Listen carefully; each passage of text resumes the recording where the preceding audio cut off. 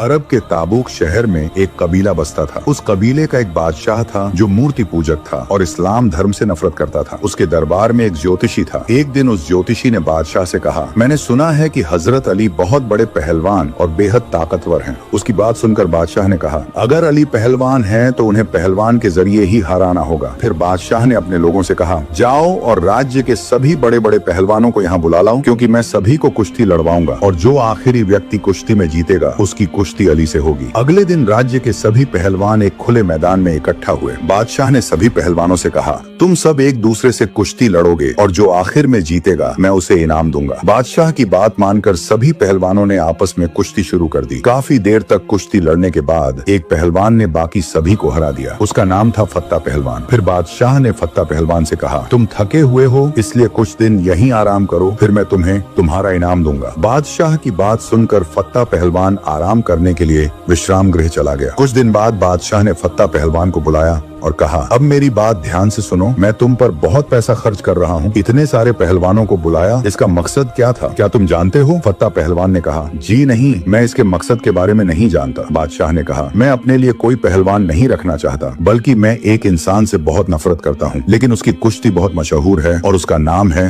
हजरत अली। इसलिए तुम मुझसे लड़कर उसे मार डालो और उसका सिर मेरे पास लेकर आओ। अगर तुम ऐसा कर सकोगे तो मैं अपनी बेटी की शादी तुमसे कर दूंगा और अपने राज्य का आधा हिस्सा तुम्हें दे दूंगा, क्योंकि तब मुझे गर्व होगा कि तुम मेरे दामाद हो जिसने अली को हरा दिया। इसके बाद फत्ता पहलवान 4-5 पहलवानों को साथ लेकर मदीना की तरफ रवाना हो गया। कई दिनों की यात्रा के बाद जब वे मदीना की सीमा पर पहुंचे तब शाम हो चुकी थी, इसलिए रात जीवन यापन के लिए वे वहां अपने तंबू लगाकर आराम करने लगे। फिर अगले दिन सुबह फज्र के वक्त जब फत्ता पहलवान और उसके साथी तंबू से बाहर निकले तो उन्होंने देखा कि एक युवक सड़क के रास्ते कहीं जा रहा था। उसके हाथ में एक बेलचा और फावड़ा था। उसे देखकर फत्ता पहलवान के साथियों में से एक ने कहा, देखो एक आदमी आ रहा है, चलो उससे अली के बारे में पूछते हैं और यह पता करते हैं कि वह कहाँ मिलेंगे। फिर उन्होंने उस व्यक्ति से कहा, ऐ युवक इधर आओ। उनकी बात सुनकर युवक ने कहा, काम आपका है तो आपको ही इधर आना चाहिए। फिर फत्ता पहलवान और उसके साथी उसके पास पहुंचे और बोले, ऐ युवक, हम इस शहर में नए हैं, हम एक व्यक्ति को ढूंढ रहे हैं और उसके बारे में कुछ जानना चाहते हैं। तब उस युवक ने कहा, क्या जानना चाहते हो, मुझसे पूछो। फिर एक पहलवान ने पूछा, हम जिससे मिलना चाहते हैं उसका नाम है अली इब्न अबू तालिब। तब उस व्यक्ति ने पूछा, क्या तुम पहले कभी उनसे मिले हो? उन्होंने कहा, नहीं। फिर उसने पूछा, क्या तुमने कभी उन्हें देखा है? उन्होंने कहा, नहीं। फिर उसने पूछा, क्या कभी उनका स्वर सुना है? उन्होंने कहा, नहीं। फिर उसने कहा, अली से तुम्हें क्या काम है? फत्ता पहलवान ने कहा, हम उनसे कुश्ती लड़ना चाहते हैं। तब उस युवक ने कहा, तुम क्यों उनसे कुश्ती लड़ोगे? फत्ता पहलवान ने कहा, हमने इस काम के लिए पैसे लिए हैं, अगर मैं उनसे लड़ूंगा तो मुझे बहुत बड़ा इनाम मिलेगा और एक लड़की भी मिलेगी जिसे मैं पसंद करता हूँ। तब उस व्यक्ति ने कहा, ठीक है, पहले तुम मुझसे कुश्ती लड़ो, अगर जीत गए तो अली से लड़ सकते हो, क्योंकि इस समय अली कहाँ है यह सिर्फ मैं ही जानता हूँ। असल में वह व्यक्ति खुद अमीरुल मोमिनीन इमाम अली इब्न अबू तालिब थे। उसकी बात सुनकर फत्ता पहलवान ने कहा, ठीक है, लेकिन तुम किस हथियार से लड़ोगे? इस पर हजरत अली ने कहा, जो तुम्हारी इच्छा हो। फत्ता पहलवान ने कहा, ठीक है, लेकिन तुम्हारे पास तो तलवार नहीं है। हजरत अली ने कहा, तुम्हारे पास तलवार है और मेरे पास बेलचा, तो तुम तलवार से लड़ो और मैं बेलचे से लड़ूंगा। मेरी तरफ से यही बेलचा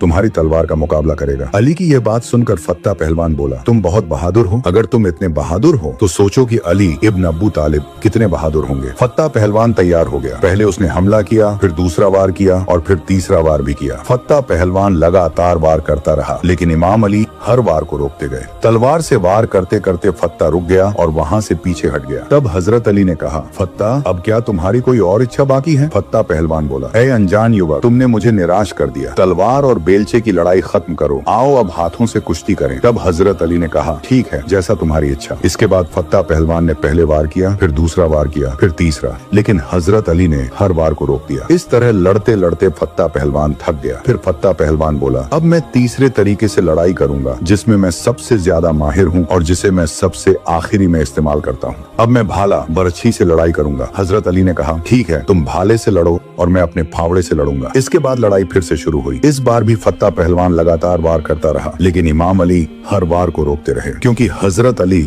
लड़ाई के दौरान व्यक्ति के चेहरे से ज्यादा उसके दिल को देखते थे। हजरत अली ने महसूस किया कि इस व्यक्ति का हथियार चल रहा है लेकिन उसका दिल साफ है। कुछ देर लड़ने के बाद फत्ता पहलवान बोला, मैं थक गया हूँ, तुमने तो एक बार भी मुझ पर वार नहीं किया, अब तुम वार करो। इमाम अली ने अपने पास मौजूद फावड़ा फत्ता की ओर बढ़ाया और इशारा किया। किया। जैसे जैसे अली अपना फावड़ा ऊपर उठाते, फत्ता भी उसके साथ ऊपर उठने लगा। ये दृश्य देखकर फत्ता पहलवान घबरा गया और उसके बाकी साथी भी चिंता में पड़ गए। बाकी पहलवान भी यह देखकर डर गए कि अगर इस व्यक्ति में इतनी शक्ति है तो हजरत अली में कितनी शक्ति होगी। फत्ता बोला, ए अनजान युवक, मैं हार चुका हूँ, मैं अपनी हार स्वीकार करता हूँ। तुम जीत गए, तुम विजेता हो, लेकिन अब मुझे नीचे उतार दो। फिर इमाम अली ने उसे नीचे उतार दिया और अपना बेलचा व फावड़ा एक तरफ रख दिया। फिर हजरत अली बोले, अब बताओ फत्ता, क्या कहना चाहते हो? फत्ता पहलवान बोला, ए अनजान युवक, जिस मकसद से मैं आया था वह तो पूरा होने वाला नहीं है। अब तुम मुझे बताओ, तुम कौन हो? मौला अली ने कहा, जिस अली को तुम खोज रहे थे मैं वही अली हूँ। फत्ता पहलवान ने यह सुना तो वह डर से कांपने लगा और रोने लगा। इमाम अली ने पूछा, ऐ फत्ता, तुम क्यों रो रहे हो? फत्ता बोला, हे मौला, मैं बड़ी उम्मीद लेकर आया था कि मुझे बहुत बड़ा इनाम मिलेगा और मैं उस स्त्री को पालूंगा जिसे मैं प्रेम करता हूँ। यह सुनकर हजरत अली बोले, ऐ फत्ता, क्या तुम जानते हो कि तुम किसके दर पर आए हो? अली के दर से आज तक कोई खाली हाथ नहीं गया। फत्ता बोला, हे अली इब्ने अब्बू तालिब, अगर बात सिर्फ इनाम की होती तो मैं आपसे मांग लेता, लेकिन असल बात यह है कि मैं तो आपका सिर लेने आया था। हजरत अली बोले, अगर सिर की बात है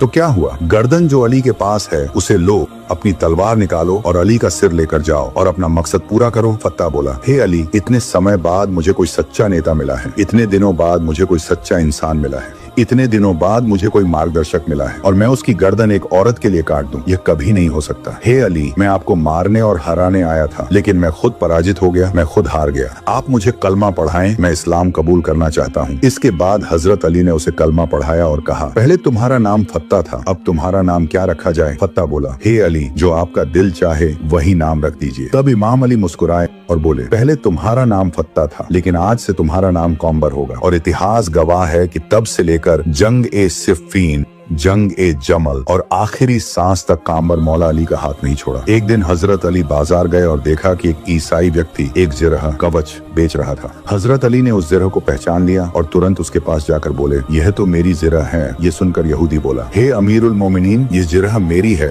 और मेरे कब्जे में है। इस पर हजरत अली ने कहा, तो फिर चलो हम काजी के पास चलते हैं, वहीं इसका फैसला होगा। दोनों काजी की अदालत की ओर रवाना हुए। उस समय अदालत के न्यायाधीश काजी शुरह थे। जब उन्होंने अमीरुल मोमिनीन को आते देखा तो वे अपनी जगह से उठ खड़े हुए और उन्हें अपनी जगह बिठाने लगे, लेकिन हजरत अली उनके बगल में बैठ गए। इसके बाद हजरत अली ने काजी शुरह से कहा, इस व्यक्ति के साथ मेरे विवाद का फैसला करें। हजरत अली की बात सुनकर काजी शुरह ने कहा, हे अमीरुल मोमिनीन, आपका पक्ष क्या है? हजरत अली बोले, यह आदमी जो जिरह बेच रहा है वह मेरी जिरह है। ये बहुत पहले खो गया था, न तो मैंने इसे बेचा और न ही दान किया। अली की बात सुनकर सुराही बोले, हे ईसाई, अमीरुल मोमिनीन जो कह रहे हैं उस बारे में तुम क्या कहना चाहते हो? ईसाई ने कहा, मैं अमीरुल मोमिनीन को झूठा नहीं कह रहा और न ही उनके आरोप को गलत ठहरा रहा हूँ, लेकिन यह बर्म मेरा ही है। तब सुराही ने अली से कहा, कवच तो इसके कब्जे में है, बिना किसी सबूत के इसे वापस नहीं दिया जा सकता। आपके पास कोई प्रमाण है? सुराही की यह बात सुनकर अली मुस्कुरा दी और बोले, सुराही ने सही कहा, मेरे पास कोई प्रमाण नहीं है। तब सुराही ने ईसाई के पक्ष में फैसला सुना दिया और वह बर्म लेकर चल पड़ा, लेकिन ईसाई कुछ दूर जाकर वापस लौट आया और बोला, मैं गवाही देता हूँ कि यही नबियों का विधान और शिक्षा है। अमीरुल मोमिनीन ने न्यायाधीश के सामने अपना दावा पेश किया और न्यायाधीश ने उनके खिलाफ फैसला सुनाया। अल्लाह की कसम, हे अमीरुल मोमिनीन,